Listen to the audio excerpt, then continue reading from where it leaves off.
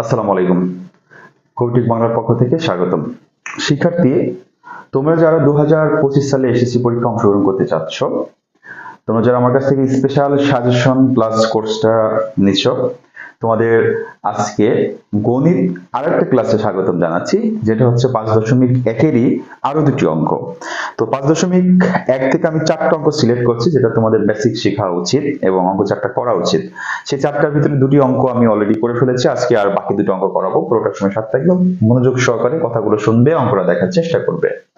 শিক্ষার্থী, একটু খেয়াল করবে, আজকে 5.1-এর 3 নম্বর অঙ্কটা আমরা দেখব, যেটা হচ্ছে সমাধান করো। তো আমরা দেখতে পাচ্ছি আমাদের এরকম এখানে একটি ভগ্নাংশ, এখানে একটা ভগ্নাংশ, এখানে একটা ভগ্নাংশ আছে। এই অঙ্কটা সহজে সমাধান করার জন্য আমরা কি করেছি, এই 25 কে 15 এবং 10 এ বিভক্ত করছি। যেমন 15 আর 10 যোগ করলে আবার 25 হয়ে গেল। এটা যা আছে আমি রেখে দিয়েছি।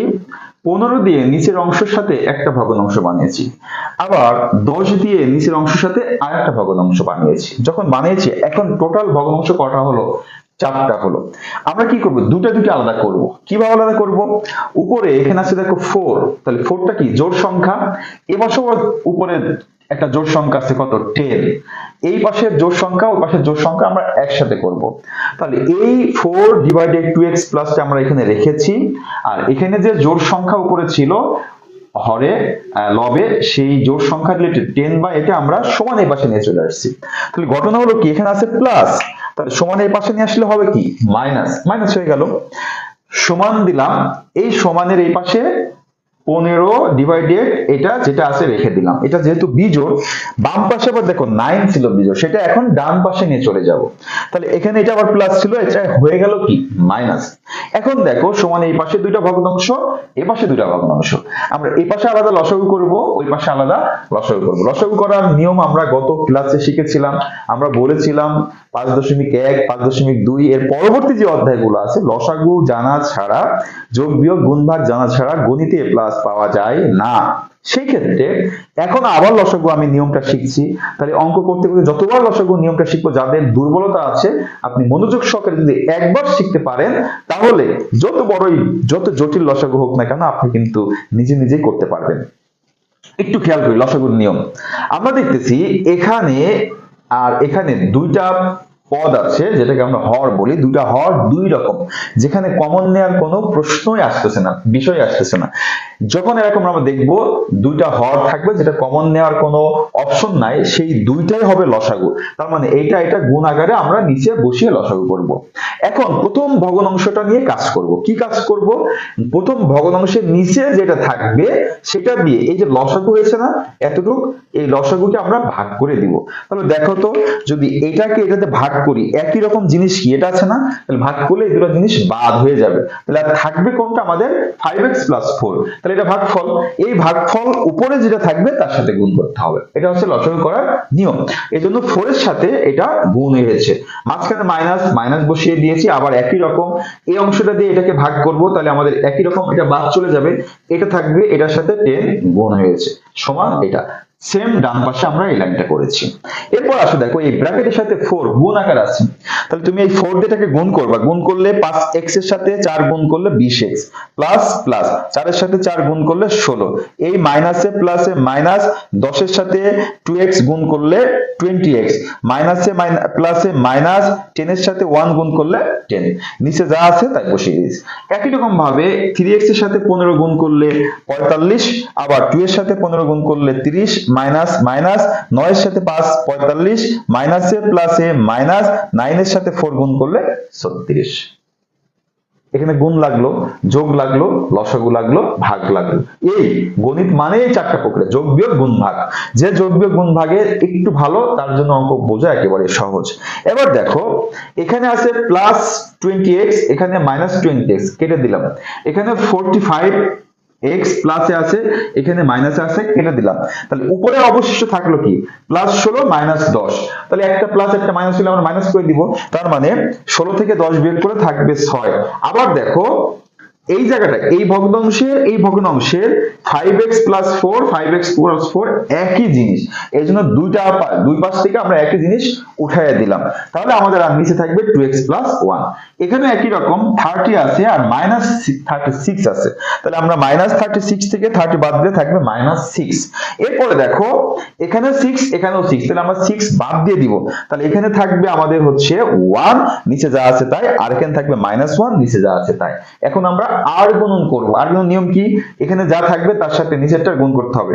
তো 1 এর সাথে 3x প্লাস 2 গুণ করলে 3x প্লাস 2 হবে, আবার মাইনাস 1 দিয়ে যদি এটাকে গুণ করি তাহলে মাইনাস হবে 2x, আর এই মাইনাসে এই প্লাসে যেহেতু মাইনাস দিয়েও গুণ করতে হবে, মাইনাসে মাইনাসে প্লাসে মাইনাস হয়ে 1 হয়ে গেল।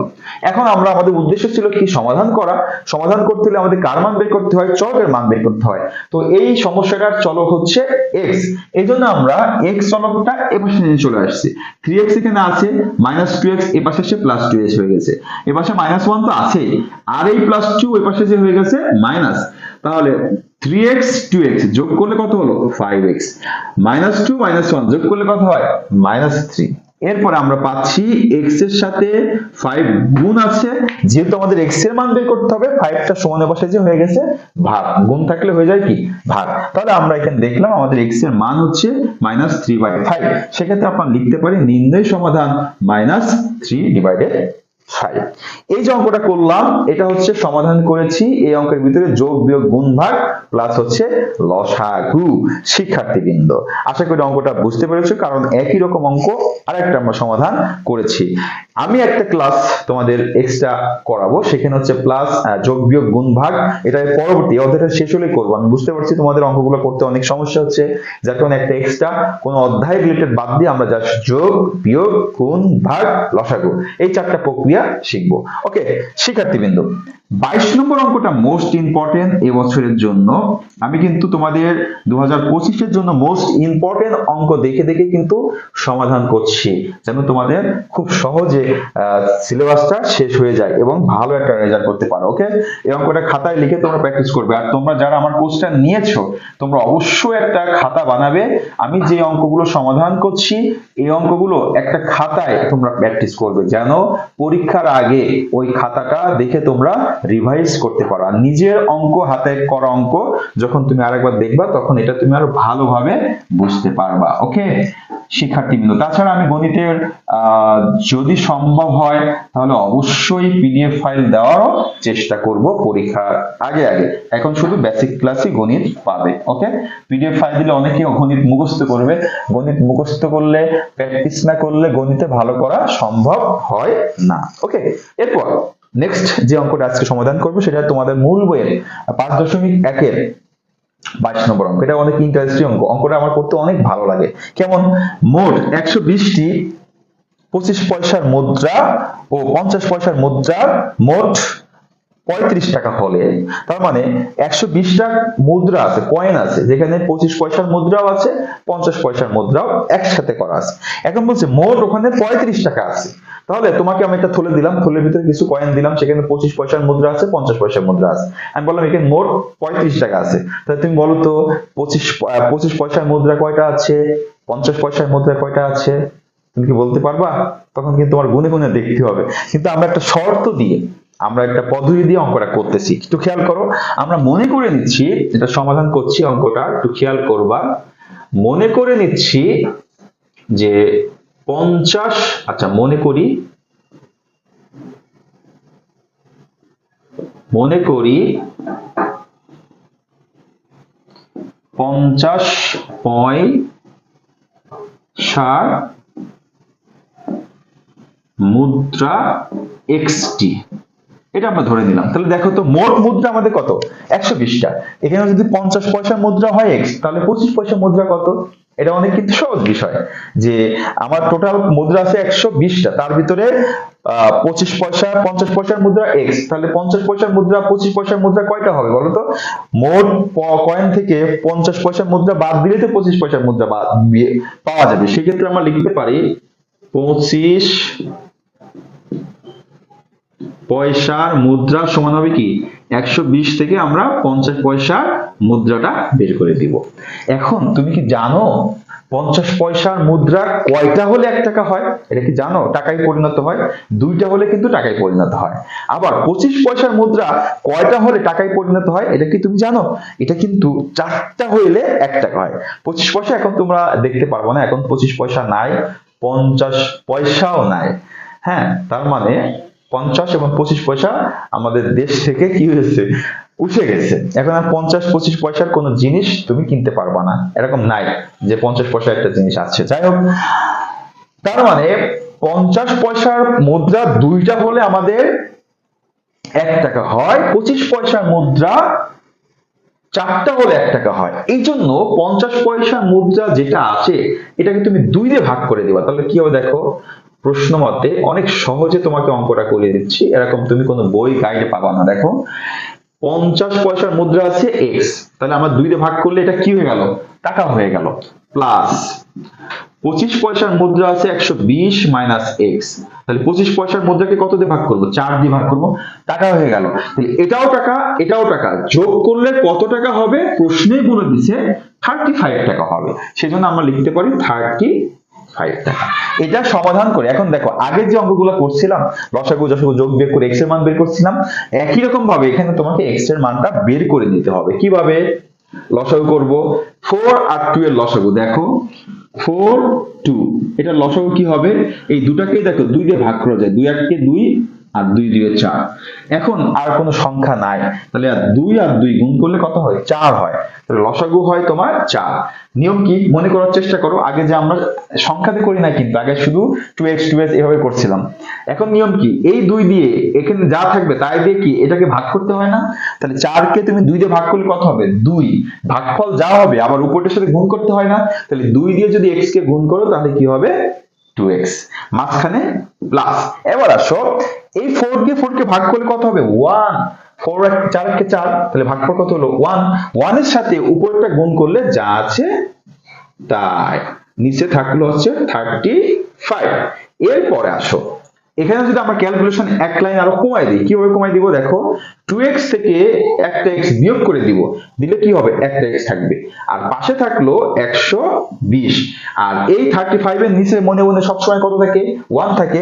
একবারে আমরা আর্গুমেন্ট করে দিছি, তার মানে এটার সাথে 1 গুণ করলে এটা থাকলো, আর 4 এর সাথে, আচ্ছা তোমাদের মধ্যে একটু বুঝতে সমস্যা হচ্ছে, আমি আরেকটা লাইন বেশি করে দিই। হ্যাঁ, এখানে 2x থেকে x বাদ দিলে থাকবে আমাদের x, আর এখানে থাকবে 120, নিচে থাকলো 4, আর এই পাশে থাকলো হচ্ছে 35। কিন্তু নিচে মনে মনে আমরা এক কল্পনা করে নিচ্ছি সুবিধার জন্য। এদিকে এদিকে এখন গুণ করব, বা এদিকে যদি গুণ করো একের সাথে এটা গুণ করলে যা আছে তাই, 120 সমান 35 এর সাথে তুমি 4 গুণ করলে কত হবে? 4 পাশে 20 এর শূন্য, হাতে থেকে 2, 3 4 12, 140। তোমার উদ্দেশ্য কি? এখানে x এর মান বের করা, এজন্য x টা রাখবা আর 120 টা ওই পাশে নিয়ে চলে যাবা। 120 যদি তুমি ওই পাশে নিয়ে চলে যাও তাহলে 120 কি হয়ে যাবে? মাইনাস হয়ে যাবে, কারণ এখানে প্লাস ছিল। তাহলে তোমার x এর মানটা কত হবে? 140 থেকে 120 বাদ দিলে 20। দেখো তো x এর মান কোন জায়গায় তুমি ধরছিলা কিনা? xt, কি 50 পয়সার মুদ্রা xt। তাহলে যেহেতু 50 পয়সার x সমান 20 আসলো, তাহলে 50 পয়সার মুদ্রা কয়টা হবে বলতো? 20টা হবে। ওকে, তার মানে আমরা পেয়ে গেলাম 50 পয়সার মুদ্রা। আমরা লিখতে পারি সুতরাং 50, এটা হচ্ছে 50 হবে, 50 পয়সার মুদ্রা সমান কত? 20টি। ওকে, 20টি। এরপর 25 পয়সার মুদ্রা, 25 পয়সার মুদ্রা সমান কি ছিল বলতো? 120 মাইনাস x। তাহলে আমরা লিখবো 120 মাইনাস x। x এর মান কত পাইছি? 20 পাইছি, সেই 20 টাকে আমরা x এর জায়গায় বসাই দিব। তাহলে আমাদের কত হবে বলতো? 120 থেকে 20 বাদ দিলে 100 হবে, তাই না? তাহলে 100টি। ওকে, তাহলে মানে আমরা পেয়ে গেলাম 25 পয়সার মুদ্রা হবে 100টা, তুমি যে থলে ছিল, আর 50 পয়সার মুদ্রা হবে 20টা। একটু খেয়াল করে দেখো, মোট যোগ করলে তোমার 35টা হয়ে যাবে, 35 টাকা হয়ে যাবে। তুমি তো জানো 4টা 25 পয়সা মুদ্রায় 1 টাকা হয়, তাহলে এখানে কয় টাকা হবে বলো তো? এখানে 25 টাকা হবে, আর এখানে 20টা আছে, মানে কত হবে? 10 টাকা হবে, তাহলে 25 আর 10 যোগ করলে কত হবে? 35 টাকা হয়ে যাবে। সেক্ষেত্রে আমরা এখানে সরাসরি কি লিখবো? অ্যান্সার। ওকে শিক্ষার্থীবৃন্দ, অঙ্কটা কি মজা লাগলো না? ইন্টারেস্টিং না? আমার কাছেও কিন্তু ইন্টারেস্টিং অঙ্কটা করতে, সমাধান করতে। তোমাকেও অঙ্কটা খুব মজার সহিত, খেলার সহিত, আনন্দের সহিত অঙ্কটা প্র্যাকটিস করলে আজীবন মনে থাকবে। এই ধরনের কোনো সমস্যা আসলে তুমি অবশ্যই খুব দ্রুত সমাধান করতে পারবে আশেপাশে বাস্তব জীবনে যখন তোমার কাজে লাগবে।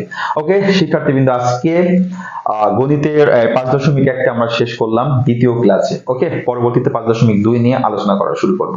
সে পর্যন্ত সবাই ভালো থাকবে, সুস্থ থাকবে, ভালো মতো খাওয়া দাওয়া করবে, পুষ্টিকর খাবার খাবে, নিয়মিত এতটুকু হলো পড়াশোনা করবে। আল্লাহ হাফেজ।